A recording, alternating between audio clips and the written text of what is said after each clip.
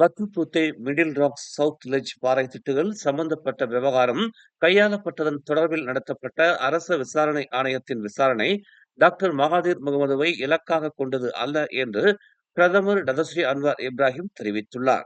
இந்த விவகாரம் தொடர்பான சட்டங்களை சீராய்வு செய்வதற்கான சிறப்பு பணிக்குழு முன்னாள் பிரதமர் இஸ்மாயில் சப்ரி யாக்கூப்பின் அரசாங்கத்தின் கீழ் அமைக்கப்பட்டதாகும் என்றும் அதனை அடிப்படையாக கொண்டுதான் ஆர்சிஐ அமைக்கப்பட்டதாகவும் அன்வார் விளக்கினார். தாம் பதவிக்கு வருவதற்கு முன்பே பிரதமராக இருந்த இஸ்மாயில் சப்ரியின் அரசாங்கத்தின் கீழ் அப்பணிக்குழு அமைக்கப்பட்டது. எனவே பழிக்கு பழி வாங்கும் என்ற பேச்சுக்கே இடம் இல்லை என்று புத்ராஜயாவில் வெள்ளிக்கிழமை தொழுகைக்கு பிறகு செய்தியாளர்கள் மத்தியில் அன்வார் குறிப்பிட்டார். அந்நேரத்தில் சிறப்பு பணிக்குழுவின் அப்போதைய உள்துறை அமைச்சரான ஹம்சா ஜைனுடீன், சட்டத்துறை அமைச்சர் தக்கியுடின் ஹசான் ஆகியோரும் இடம்பெற்றிருந்தனர். அக்குழுவின் கண்டுபிடிப்புகள் மிக கடுமையானவை என்று அன்வார் தெரிவித்தார்.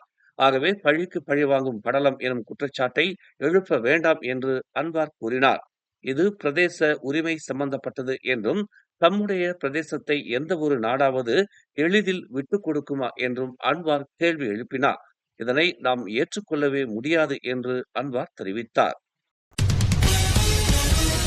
முன்னாள் பிரதமர் டதஸ்ரீ நஜீப் ரசாக்கின் தனிப்பட்ட வங்கிக் கணக்கிற்கு அனுப்பப்பட்ட பணம் நன்கொடை அல்ல என்பதை மறுத்து சவுதி அரேபிய அரச குடும்பம் அதிகாரப்பூர்வமாக அறிக்கை எதையும் வெளியிட்டதில்லை என்று உயர்நீதிமன்றத்தில் தெரிவிக்கப்பட்டது.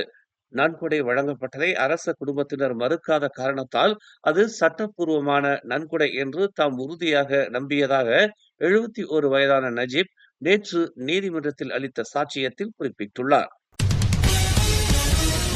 2025ஆம் ஆண்டு இந்திய சமூகத்துக்கான சமூக மேம்பாட்டு மானியத்திற்காக அரசு சாரா அமைப்புகளிடமிருந்தும் மற்றும் நிறுவனங்களிடமிருந்தும் 200க்கும் மேற்பட்ட விண்ணப்பங்களை மலேசிய இந்திய உருமாற்று பிரிவான மித்ரா பெற்றுள்ளது. இம்மாதம் 2ஆம் தேதி அன்று மானியத்திற்கான அறிவிப்பு வெளியானதை தொடர்ந்து இந்த விண்ணப்பங்கள் கிடைத்துள்ளன. இந்திய சமூகத்திற்கு நல்ல விளைவை கொண்டு வரக்கூடிய திட்டங்களை அமல்படுத்தக்கூடிய அமைப்புகள் ஜனவரி 5ஆம் தேதி வரை மானியத்திற்காக விண்ணப்பம் செய்யலாம் என்று மித்ரா சிறப்பு பணிக்குழுவின் தலைவர் பி பிரபாகரன் தெரிவித்தார். மானியத்திற்கு விண்ணப்பம் செய்ய ஆர்வம் உள்ளவர்கள் மித்ரா அலுவலகத்தை அணுகலாம் என்றும் விண்ணப்பம் சம்பந்தப்பட்ட பணிகளை மேற்கொள்ள அவர்களுக்கு தேவையான உதவிகளை வழங்க தாங்கள் தயாராக இருப்பதாகவும் அவர் குறிப்பிட்டார். தீயணைப்பு வீரர்களின் கடுமையான பணிச்சுமை மற்றும் அவர்கள் எதிர்நோக்கும் ஆபத்துகளுக்கு ஏற்ப நியாயமான இழப்பீடு வழங்கப்படாதது வெளிப்படுத்தப்பட்ட பின்னர் அவர்களுக்கான அலவன்ஸ்களை வீடமைப்பு மற்றும் ஊராட்சித்துறை அமைச்சு மீள்பார்வை செய்ய தொடங்கியிருப்பதாக தெரிவிக்கப்பட்டுள்ளது.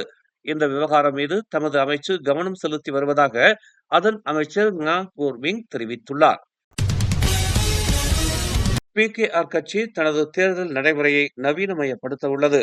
அதற்கேற்ற வகையில் தனது சட்ட விதிகளில் அது திருத்தங்களை செய்ய உள்ளதாக தெரிவிக்கப்பட்டுள்ளது.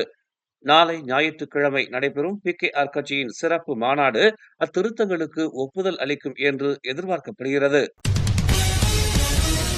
இவ்வாண்டு வடகிழக்கு பருவமழையினால் ஏற்பட்ட வெள்ளத்தினால் நாட்டின் உணவு உற்பத்தி துறைக்கு இதுவரை 17 கோடியே 70 லட்சம் வெள்ளி வரையில் இழப்பு ஏற்பட்டுள்ளதாக கணிக்கப்பட்டுள்ளது.